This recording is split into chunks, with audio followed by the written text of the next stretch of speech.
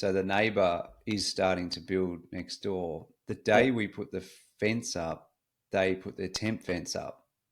Right. So it all happened on the same day, and we finished our fence, and they came in and did the site cut literally the next day when the fence was still the palings were being done. So the fencing took 2 days, right? So one was the frame of the fence. Day two, he came back to do the palings, the actual timber palings, and the capping and all that stuff. On that day, the site cut people with the big excavators and whatever came in and cut the block.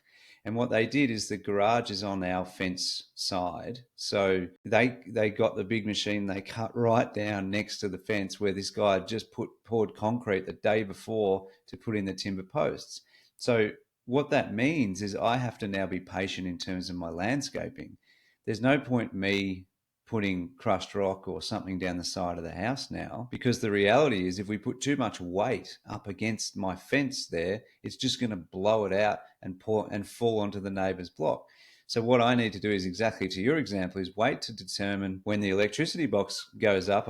You should be able to have a look at the plans, or at the very least wait for the slab to go down and see whether they're going to be building on the boundary or whether they're going to have that 200 mil gap.